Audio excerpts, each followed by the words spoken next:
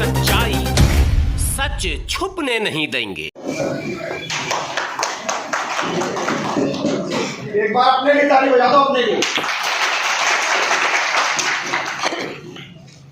आदरणीय आज की सभा को संचालित कर रहे मेरे भाई चौहान साहब, मलखान सिंह चौहान जी, आपका बहुत बहुत धन्यवाद।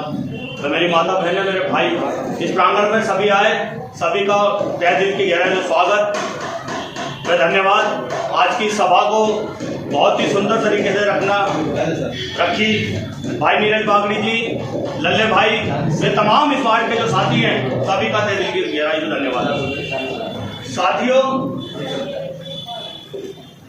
अपनी बात में एक शेर कहने के बाद शुरू करूंगा और उस शेर को सुनने वाली बात है, आप लोगों को समझने वाली बात है। जो आज ये सरकार हमारे साथ कर रही है उस विषय के ऊपर कि आज फिर बादलों ने ऐसी साजिश की कि सारा जहां छोड़कर मेरे ही घर पर बारिश की। जो आज परेशान हो रहा है सिर्फ हमारा जो है मजदूर तबका हो रहा है, सफाई कर्मचारी और कोई नहीं हो रहा। कि आज फिर बादलों ने ऐसी साजिश की, सारा जहां छोड़कर मेरे ही घर पे बारिश की। गर्जित है इन बादलों को मेरे आशिया पे बिजली गिराने की, तो कोर कमेटी को भी जिद है इन बादलों में आशिया बनाने।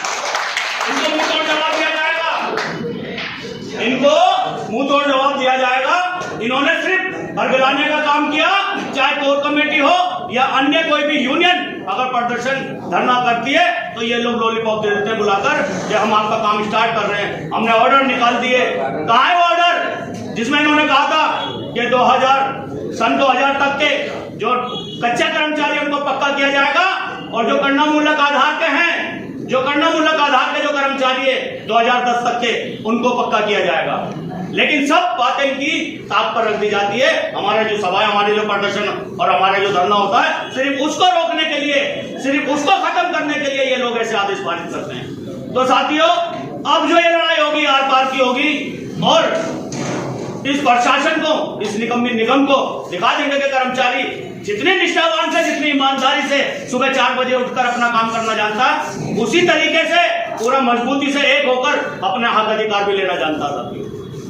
क्यों? क्या गलती है हमारी? ये गलती है हमारी कि हम निगम में काम करते हैं। ये गलती है हमारी कि हम दिल्ली के नागरिकों को स्वस्थ रखने का काम करते हैं। क्या ये गलती है हमारी कि गली से लेकर राष्ट्रपति भवन तक इन हाथों से हम मलमूत्र का मंथन करते हैं, इन हाथों से हम गंदगी साफ करते हैं? क्या इसी वजह से हम परेशान रहते हैं? हमारे बेनिफिट नहीं दिए जाते। पहले हमें जूता, चप्पल, तेल, साबुन, वर्दी, ठंडी, गर्मी सब दी जाती थी, लेकिन आज वर्षों हो गए भूला पड़ा कर्मचारी कि हमें कभी ये चीजें भी मिला करती थी।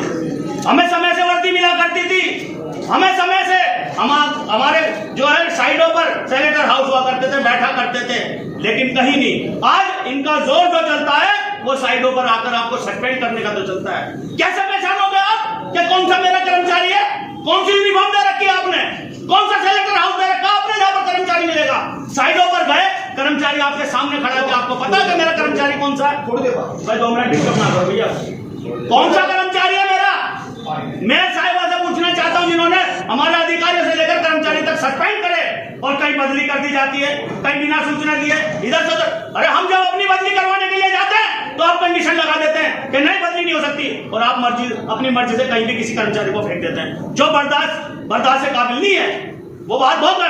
आप भाई साहब अपना भविष्य देखे, अपने बच्चों का भविष्य देखे। ये जरूर सोचता हूँ आपके नेता हमारे बीच में हर हफ्ते, हर 10 दिन में आते हैं और भाषण देते हैं। भाषण देने का समय नहीं है ये समय लड़ने का है। ये आने वाले अपने नस्लों के लिए, किसान लड़ रहे फसलों के लिए और हम लड़ेंगे नस्लों के लिए। आने वाली जो हमारी नस्ल है ये आपको गाली ना दे कि जब आपके साथ ऐसी नाइंसाफी हो रही थी, जब आपके साथ अन्याय हो रहा था तो आप चुपचाप क्यों बैठे थे? आपके भी 4 हाथ पैर थे, आपको भी भगवान ने माइंड दिया है, आपको विवेक दिया है, क्यों अपने हक अधिकार के लिए नहीं लड़े? तो साथियों, ये जो है भाषण देने का विषय नहीं है। लड़ाई लड़ना इनसे सीखो, किसानों से। सीधी लड़ाई प्रधानमंत्री से, लेकिन जरा सा भी खौफ नहीं। उनके बाल बच्चे नहीं है, लेकिन उन्हें पता है कि आज हमारी जमीनें छीनी जा रही है और हमारी जमीनें जब छीन जाएगी, जब हमारा कारोबार बिल्कुल खत्म हो जाएगा तो हम क्या करेंगे? हम रोड पर आ जाएंगे और उसके बाद रोने के अलावा आपके पास लड़ने का रास्ता भी नहीं रहेगा। ये मैं आपके इस मन से कहके जा रहा हूं साथियों। क्यों?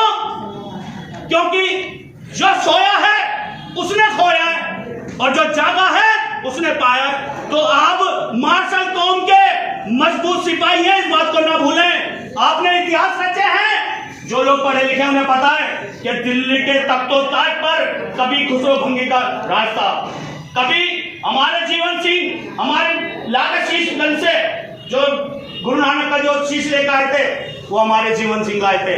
हमारे लोगों के अंदर वो जज्बा है, वो हमारी ताकत है और वो हिम्मत है कि हम एक राज्य तो क्या चाहे तो हम भी किसानों की तरह प्रधानमंत्री से डायरेक्ट लड़ सकते हैं। इनके लिए कीलें ठोक दी गई, तार बांध दिए गए, दीवारें लगा दी गई, लेकिन रोक के तो दिखाए प्रधानमंत्री। कल पूरी दिल्ली के अंदर कूच कर जाएंगे। लड़ना सीखना तो इनके जरिए से लड़ना सीखो। 700 किसानों ने अपनी शहादत दी, मर गए, लेकिन मजाल अपनी लड़ाई को भूल जाए। तो साथियों, हम मुट्ठी भर नहीं है। अगर हम रोड पर उतरे तो पूरा काफिला है, पूरा जन सैलाब है, निगम की ईंट से ईंट बजा सकते हैं। हमने अपने खून पसीने से, अपनी मेहनत से इस निगम को तैयार करा है। हमारे पूर्वजों ने खून पसीना दिया इस निगम को। तो आज हम 20% पैसा काटकर जब हमें देता है, अगर हमारा 10 लाख रुपए बन रहा है तो 2.5 लाख रुपए तो वकील ले गया और हमारा जो इधर उधर हो गया। अरे मैं यूं कहता हूं कि हम क्यों वकीलों की तरफ जाए।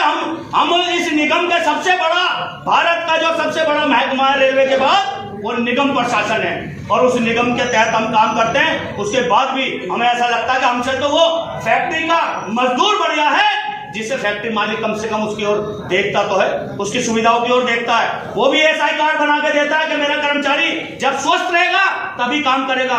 लेकिन ये हर धर्मी निगम की के सबसे गंदा काम करने वाले, हम नालों से लेकर गटरों में उतरकर खत्तों में, डलाओं में, लैंडफिल पर हम काम करते हैं, लेकिन हमें कोई मेडिकल कैशलेस कार्ड नहीं दिया जाता।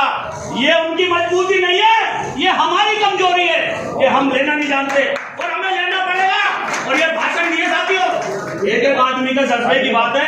अगर आप लोग अपनी लड़ाई लड़ना जानते हैं, क्योंकि ये कोई राजकुमार निगान की विशेष लड़ाई नहीं है, ये राकेश वेद की विशेष लड़ाई नहीं है, ये लड़ाई हम लोगों की है, सबकी। हमें समूह में रहना होगा, हमें एकजुट रहना होगा और इस निगम को टक्कर देनी होगी। टक्कर इससे हम मांगेंगे नहीं, हम इससे अपना हक छीन के लेके आएंगे, जो हमारे संवैधानिक हक है, जो हमें बाबा साहब दे के गए कि अगर कोई कर्मचारी काम करता है तो वो सिर्फ 8 घंटे करेगा, उसका ध्यान रखा जाएगा, स्वास्थ्य का भी, उसकी शिक्षा का भी, उसके बच्चों का भी और उसके खान पान का भी। ये सब बातें हमारी जो है संविधान का तहत जो है ना